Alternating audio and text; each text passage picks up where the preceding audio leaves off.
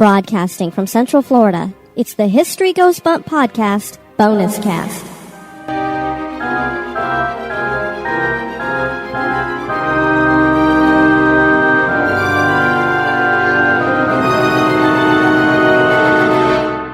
Hello, you spooktacular people. Welcome to the History Goes Bump BonusCast, number 6. On this BonusCast, we're going to bring you a little bit of the behind-the-scenes conversation we had with Patrick Keller of the Big Seance Podcast. We're also going to play some outtakes, so sit back and relax as we pull back the curtain and show you just how professional we really are around here.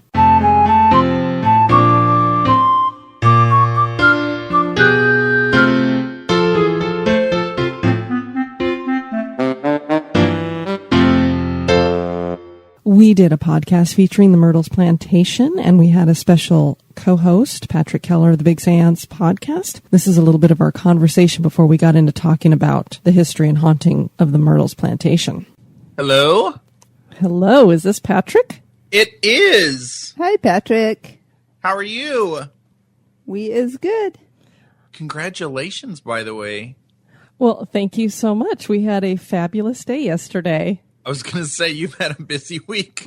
Oh, I tell you, it's been a busy month. I'm ready for can we slow things down and not have anything crazy happening or anything exciting? It's good and bad. We're really hoping this weekend is super boring. That's how I love to live life. I've always said I want to be a recluse when I grow up. It sounds really nice. I try to be as reclusive as possible in the summers, too. Sounds like somebody I know. My lovely co-host. Really? Yes. Isn't that how most of us podcasters are? We're a bunch of introverts. I guess so, yeah. I don't like to leave the house. I'm not even a big traveler, so you guys do a lot more of that than I'm really comfortable doing. Diane is at least a traveler, but she only likes to pretty much go with me when I drag her out and around. I don't mind traveling. Just don't put me around people. And she's like, oh, yeah. And I for sure, when I've been out with Joe traveling, especially if it involves a subway or the airport, I hang on to him and I just go where he goes. It's like I turn into an old person instantly. I can't handle it and I don't know where to go and I get confused. Oh, I love subways. Yeah, that scent of urine is so fabulous. The what? Oh, the scent of urine is so fabulous. Actually, I'm always panicked I'm going to get separated from whoever I'm with. Oh, because of the busyness, yeah. Where to go. It was so cute. I was on the monorail one day going over to Magic Kingdom, and there was a little boy sitting across with, I think it was his aunt. And he goes, you know the thing I love best about the subway in the sky? He goes, there's no rats and it doesn't smell like pee. Aww. I started laughing so hard. I'm like, oh, are you from New York? He goes, yeah. I'm like, how did I know? Bonus. No urine smell. Oh my gosh, it was so funny. I laughed really hard. So what do you do for Disney? I don't think I've gotten that far. I'm a concierge, so basically I get to book all the fun things. So dining, tours, recreation, spa treatments. Cool. And so the more I play at Disney, the better at my job I become. Yeah, when I saw your all of your statuses and your pictures yesterday, I was like, oh my gosh, that must have been a big trip, and they're going to do a podcast interview as soon as they get back. And then I'm like, oh, wait, they live there. Yeah, we live in most people's vacation destination. Actually, it was our vacation destination. We had planned to move down here when we retired, and we both just looked at each other one day and said, why do we want to wait until we get old and can't enjoy it? Oh, well, there you go. So we closed our businesses and packed up a U-Haul, sold most of our stuff, and here we is. Wow, that's brave. It was brave, but we're stupid. We'll take brave. Yeah, thanks, Denise. Yeah, we're not really brave. We're just dumb. Dumb and dumber. Well, that's what I kind of think about this big house that we just bought. I'm like, but everybody keeps telling me, you know what, you've got years and years to grow into it and you'll never have to move again. And just let it all, just soak it in and enjoy it and just be in debt for a while. Well, when we bought our house, that's what I told Denise, because we moved so many times over the years. And when we finally bought a house, I said, you know what? They're not carrying me out of here unless I'm in a pine box. I am not moving again. I'm dying here. Exactly. I'm so OCD, and it just it's like rips your whole life apart for like a whole 6 months. Well, going through the whole process of getting financed and approved and closing. We almost were like, forget it by the end, because I was like, okay, well, we've already given you the firstborn dog and all of our blood. What else do you want? And that was after she said, oh my gosh, I love you guys' credit. I wish I had 20 of you. So what happens with the people with bad credit? My gosh, it's amazing they ever get a house. Yeah, and then you sign the paperwork and you look down and you're like, okay, well, this is how much the house is supposed to be. And then you're like, 300 and something thousand what? After they add on all the finance and years of interest. Isn't that 4 times what I thought I was paying? Oh, Lord. Well, and I get lost in numbers too. Paperwork and like things like insurance and taxes and like stuff like that. I'm just like, just tell me what to do.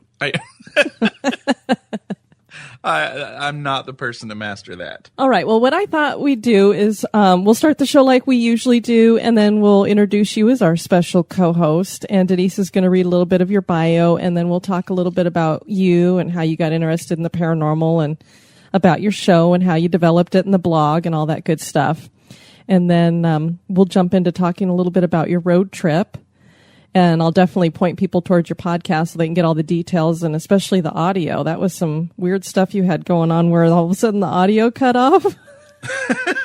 I know. And I'm such a skeptical person, but I'm just like, why would my recorder just randomly stop at an odd minute and then restart and pick up again? I mean, who knows? It could be with digital stuff. It could be anything, but that's the most weird thing that happened. I don't know about your recorder, but I mean, you have to push the button to stop on mine and you have to push it to record. So it just seems weird that it would stop. And then unless it was just its own little blip in there.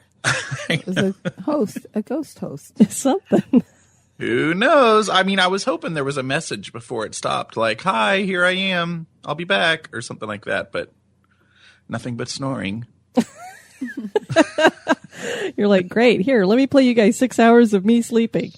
And I do. I go through every minute of that stuff, and it, which is one of the reasons why I kind of stopped doing a lot of the investigation, because oh my gosh, it's just tedious. Well, anytime we talked to other paranormal investigators in the past, that's the one thing I said. I said, on TV they make it look so glamorous. And they don't show you the hours and hours and hours that you just sit there listening to nothing. And then I'm like, I don't even know how they pick up hearing stuff. Because there's a couple times I've listened to Darkness Radio where Dave Schrader will be like, wait, I just heard something echo through the headphones or something. And I'm like, how is he even hearing that? And he's talking at the same time. It's just amazing. Yeah, it's something you kind of figure out how to hear.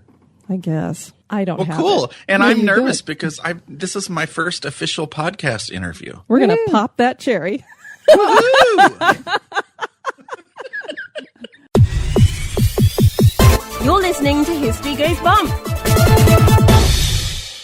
And although we generally consider ourselves a PG to PG-13 show, occasionally we get a little rated R with some TNA. One of the reasons why I need a stick for this thing is because my shoulder is tired of holding that up. All right. Well, that is to give you guys a little taste of the behind the scenes on the History Goes Bump. We'll be doing these again in the future and giving you a chance to do a Q&A with us again. And hopefully we actually get some Q's so we can give some A's. That almost sounds like a bad thing. Q and A. It makes me feel like singing chorus line TNA. Is that what you're thinking? I am. I thought you said this is a G show, and now I made it into a PG show, and now you're going to R. Was the chorus line wasn't rated R, was it? Well, I don't, you know what? It probably was. It was kind of risque, wasn't it? But it was a stage show. All right. Well, what does the T and the A stand for? I can't say that on the radio. Watch your host blush. All right. I know is he bought himself a fancy pair, tightened up the derriere, did the nose with it, all that goes with it. Yeah, that's it.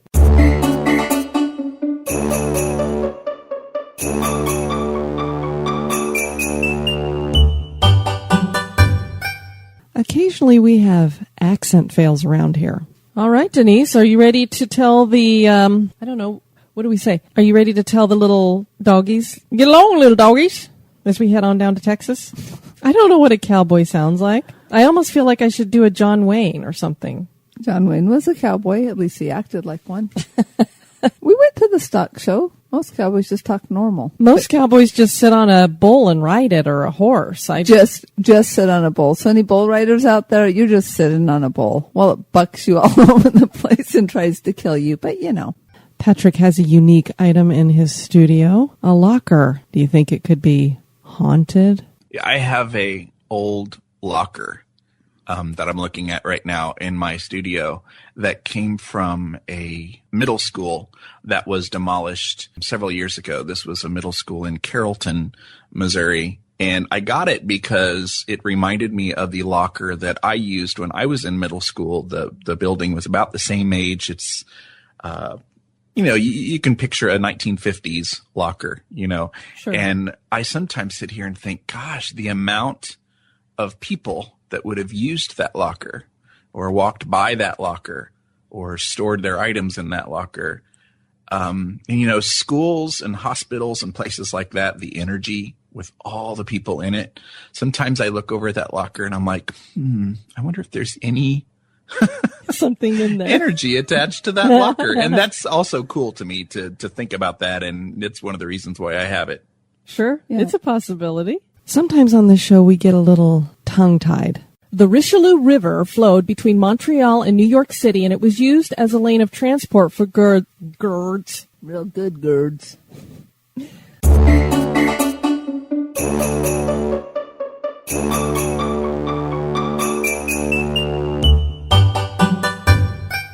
And the decor that was inside there.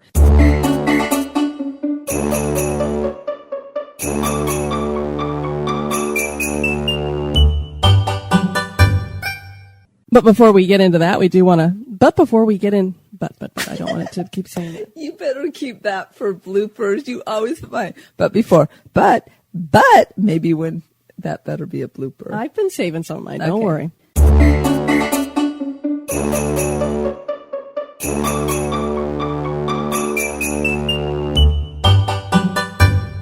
There are 3 female ghosts here as well. It is believed that they are former patients of I'm starting that whole one over.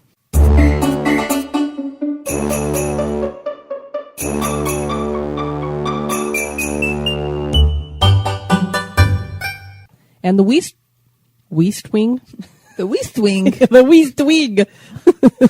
Go over to the West Wing. Right now. Now I sound French.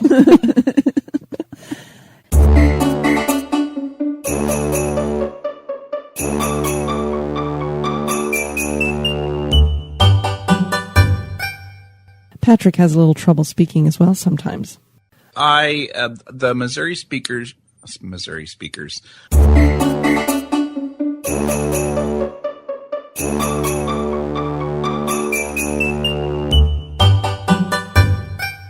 On this clip, Denise gets the trees wrong and then gets giggly. The park was landscaped with white palms, elm, oak, palms? Palms in Canada? They're Canadian palms. It's the tropical area of Canada. They're really cool. That's going to be an outtake. Yeah, it's an outtake. Okay.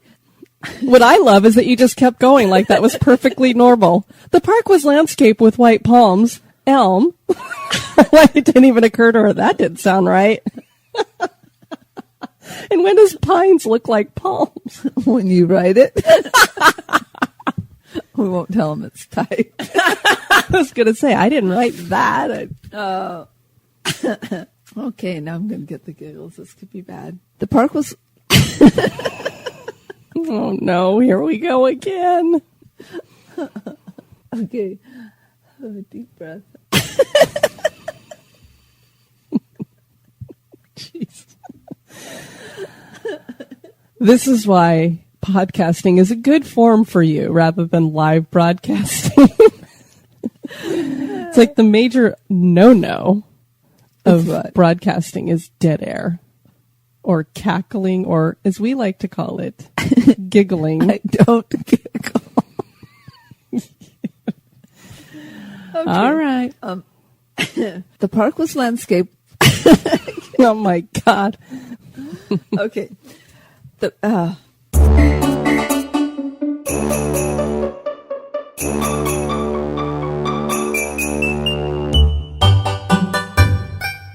Denise apparently wants to take Rod Stewart back in time. Led by the Duke of Albany, Robert Stewart. I almost said Rod Stewart.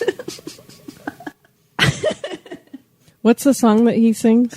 If you think I'm sexy. If you think I'm sexy, I'm the Duke of Albany. What is that? What you think he sang? No, and you want his body. Oh, it wasn't him singing that he was the Duke of Albany?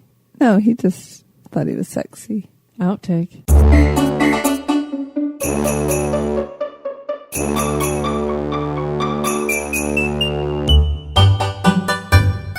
Well, I want to thank you guys for joining us for this 6th bonus cast. I have been your host, Diane. You take care now. Bye-bye.